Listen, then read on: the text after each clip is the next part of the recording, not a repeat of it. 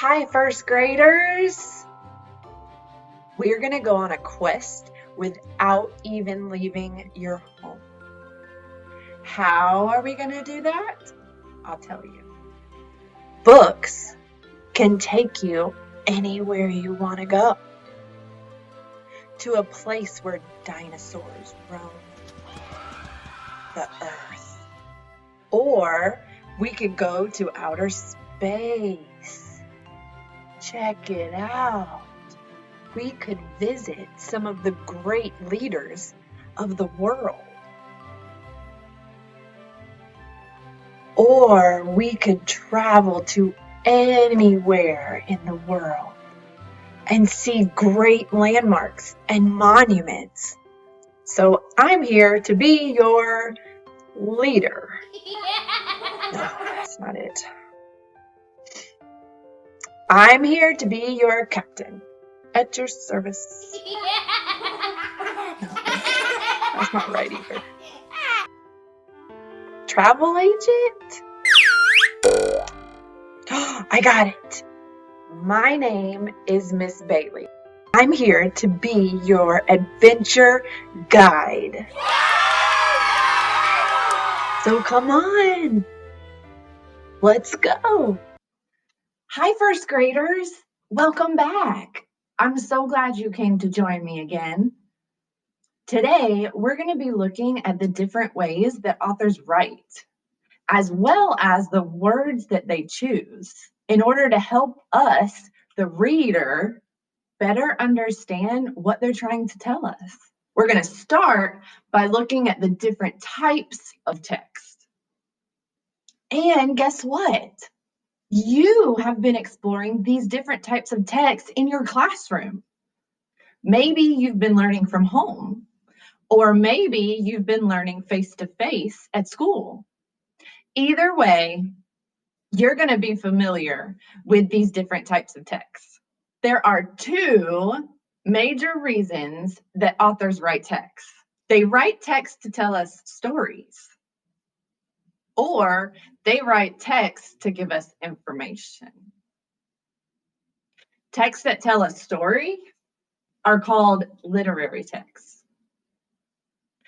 Texts that give information are called informational texts. I love literary texts, especially the ones with fictional characters and fictional settings, like unicorns and fairies, or like dragons that breathe fire, and animals that talk. These literary texts always have a beginning, a middle, and an end. They usually have a problem that the characters have to solve. And then throughout the book, they come up with a solution to their problem where the characters learn something. Literary texts are great. And then we have informational texts. Informational text seems kind of boring. Like, why would we need them? Oh, did you hear that? That was my stomach growling. You know, I wonder, why does the stomach growl anyway? Huh. I guess I'll have to look that up one day. Anyways, I'm going to go grab some lunch. Would you like to come along? Hello, I'll be your waitress today. Hi, how are you today? I'm doing well, and you? Oh, I'm good. Thank you. I'm very hungry. What can I get for you today? I don't know. Would you like to see a menu? Perhaps that will help you decide what you would like to eat today. Well, what's a menu for? A menu is a list of foods and drinks that we have at this restaurant for you to buy. And it also has a price and some pictures of the food that we offer. Wait, so this menu is a list of real food and pictures and information to describe these foods? Guys, this menu is a type of informational text. Maybe informational texts aren't that boring after all. And I bet that an informational text would give me information on why my stomach was growling when I was hungry earlier. I'm kind of curious about that. Aren't you? Wow. I had no idea that informational text could be so awesome. I've got an idea. Let's make a graphic organizer. I love making graphic organizers. And this time, I want to see the similarities and differences between literary text and informational text. This is a Venn diagram. We're going to use this to help us organize our thoughts. Here's what we've learned so far about literary texts. We know that they tell a story. They also have fictional characters and fictional settings. They can have talking animals. We also know they have a beginning, a middle, and an end. And they usually have a problem and a solution. Now let's look at how informational text is different than literary text. Informational texts give information. They don't tell a story. It's also about real people and real places, not fictional made up ones. An informational text can be about historical, real events. Now that we know the differences between literary text and informational text, let's talk about the similarities. Both different types of texts have authors. They can be about people, places, or animals. Literary texts are fiction, and informational texts are nonfiction. I wish there was a place we could go that has a bunch of different texts and books and stories. The library.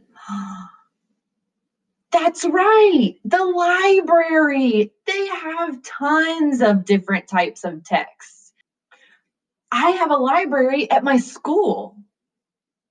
Let's go there. Yeah, let's go. Well, here we are, guys, at the library. Come on, let's go in. Oop, don't forget to sanitize. Whoa, check out all these books. So many different types of text. Where do we begin? Wait a minute. We know this word. Nonfiction is a type of informational text. And look back there, we know that word too. Fiction is a type of literary text. That must be where all of the literary texts are in this library. Let's go find Miss Gamboa. Hi, my name is Miss Gamboa. I'm the librarian here at the school.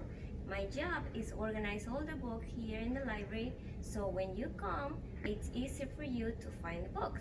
So there are two big major categories with the books. There are non-fiction books and fiction books. Okay, boys and girls, I'm gonna start doing my job, but I need some help organizing the books. Since you know how to do it, can you help me now? Okay! Let's use these pages to find more differences between informational text and literary text. Check out a page from this book.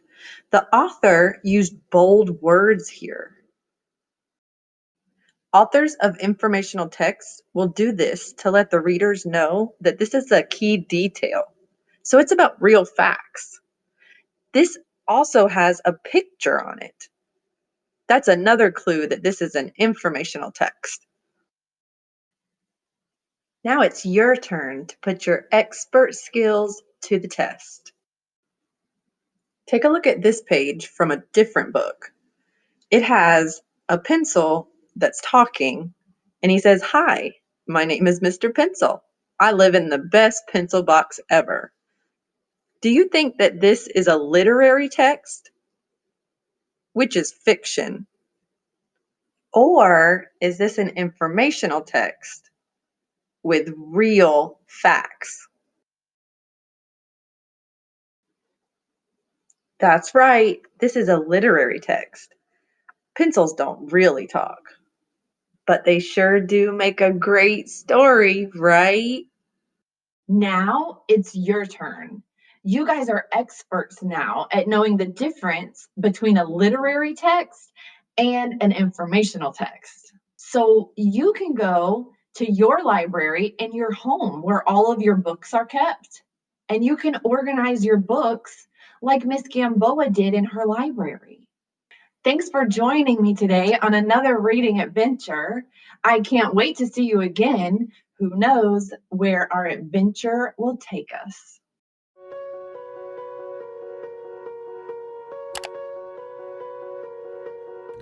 Hi, today's tech tip is all about finding your calendar and assignments inside of your Canvas app. There's two places you could find your Canvas app. One is in this folder called Launchpad Apps. That's where it will have this white button with a red circle that says Student. The other place is at the bottom of your screen if you've opened it before. Let's open up Canvas and see if we can find our calendar. Do you see it? It's at the bottom of your screen and it says Canvas Calendar. It's going to show you some interesting things. For example, today on Tuesday, we see there's a book fair. If I click on the arrow, it's going to tell us some more information about the book fair.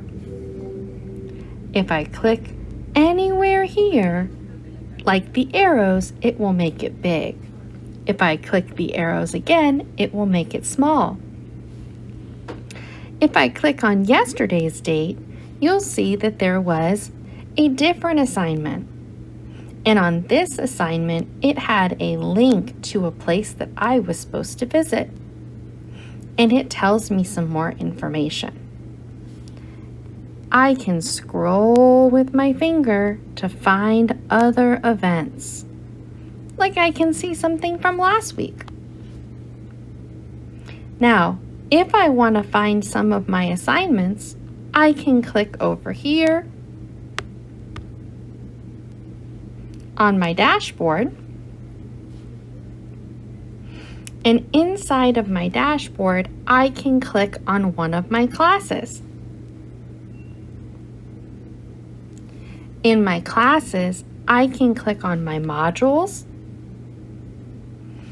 And here I'll see lots of different things for me to do today. One of them says assignment. Let's click on it. Here, inside of my assignment, I'll see directions from my teacher. In this one, I have to reply to something. Always make sure to read the directions from your teacher. And here is the same thing. I can click on these two arrows at the top to make it bigger and click on them again to make it smaller.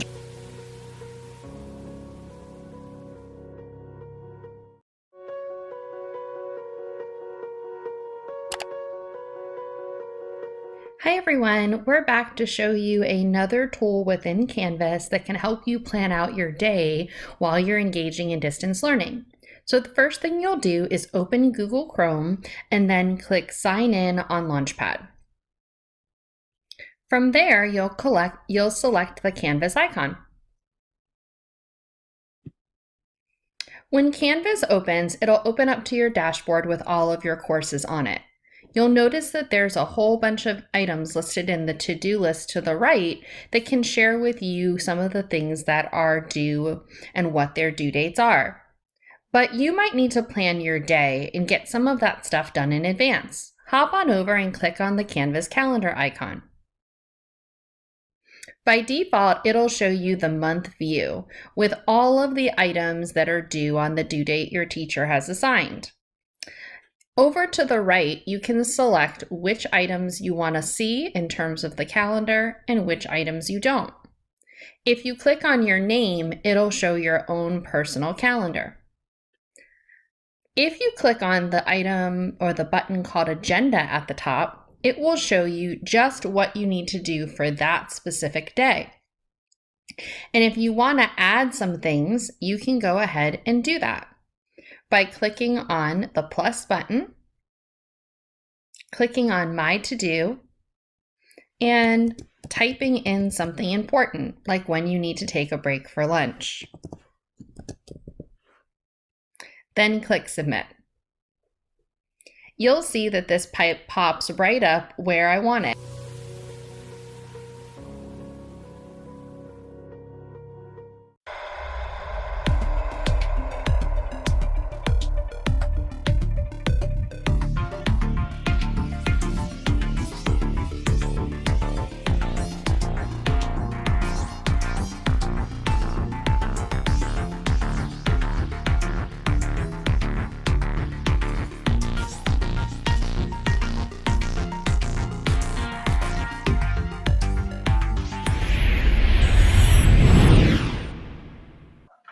Greetings, first graders. I'm so glad you made it. You're just in time. I'm Miss Bailey, and I'm here at Mission Control. We are moments away from starting our next big journey into the mysterious world of math. I will be your captain on this mission, should you choose to accept it. On this journey, our mission is to explore and exercise our math skills. I hope you come along. We sure could use your brain, but we must hurry. We don't have much time. So buckle your seatbelts. I'll enter the coordinates for Planet Math. Get ready. Here we go.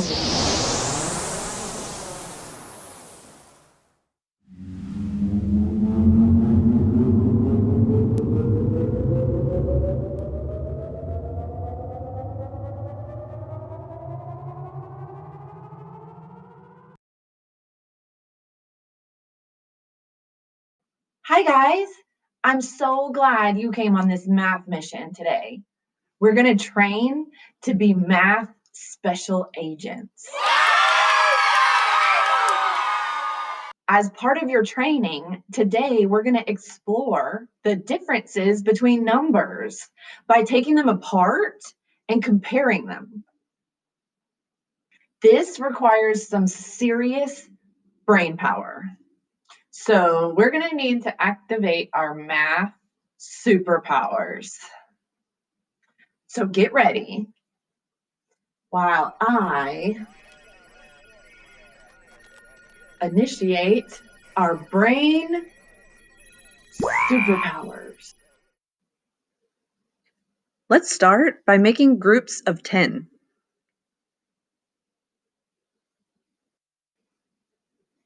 This sure is a lot of starfish to count, but we can make it easy by putting all these starfish in groups of 10.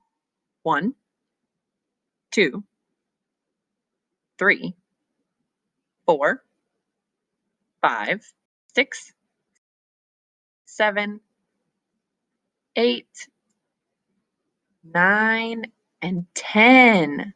There's one group of 10. Let's circle it. Now let's see if we can find another group of 10. 1, 2, 3, 4, 5, 6, 7, 8, 9, 10. Let's circle it.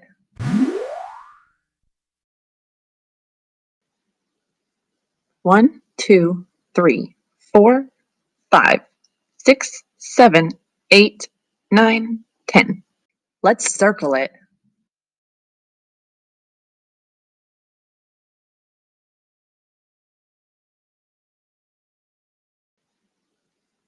1, 2, 3, 4, 5, 6, 7, 8, 9, 10. Let's circle it.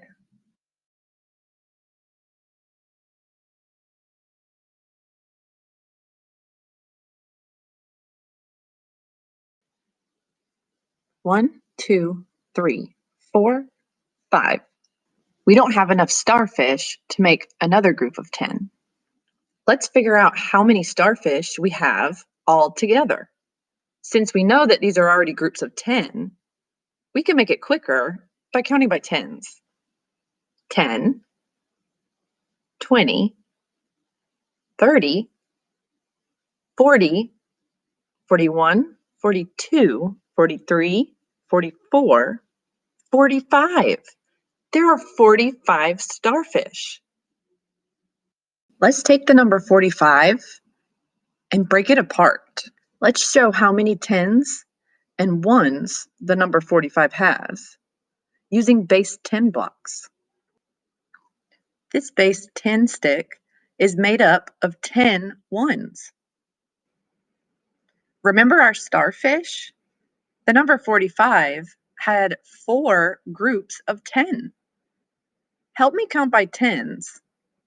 10, 20, 30, 40 tens, and 5 ones. 4 tens and 5 ones is 45. Now let's show the number 45 in a different way. Let's break it apart. We can say that 45 is made up of 40 and 5 ones. So we can write a number sentence now. 40 plus 5 equals 45. That's a true statement. Now it's your turn to give it a try. Find out how many red squares there are here, all together. Remember, you want to start by making groups of 10. So how many groups of 10 can you make? You count out loud while I mark the squares.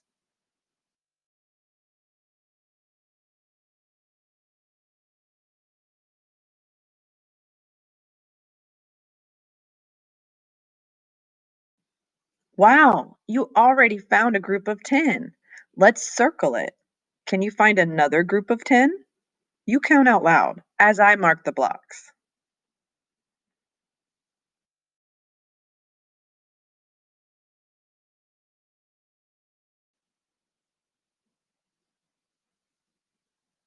Great job! We found another group of 10.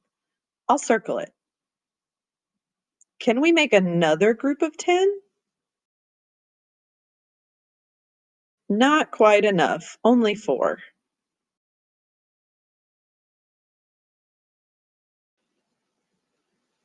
So tell me, how many groups of 10 did we make?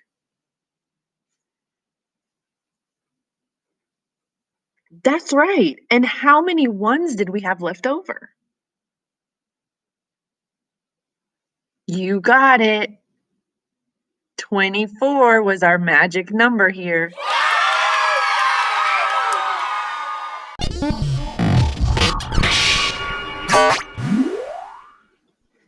Wow, check it out. You just leveled up. We have one more thing to do. Check it out. So far, you've helped me find the number 45 and the number 24. Now let's compare these two numbers. Let's find out which one is bigger. If we look at the number 24, we can see that it has 2 tens and 4 ones. And if we compare it to the number 45, we can see that 45 has more tens than 24 does. So which of these numbers is greater?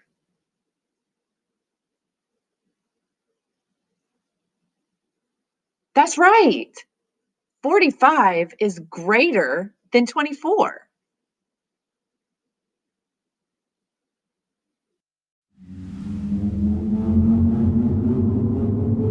Special Agent, now it's time for you to put your skills to the test. Let's play a game of true or false. 70 is less than 80. True or false? That's true. 12 is less than 17. That's true too. How about 36 is greater than 99? False. How about 9 is greater than 16? False.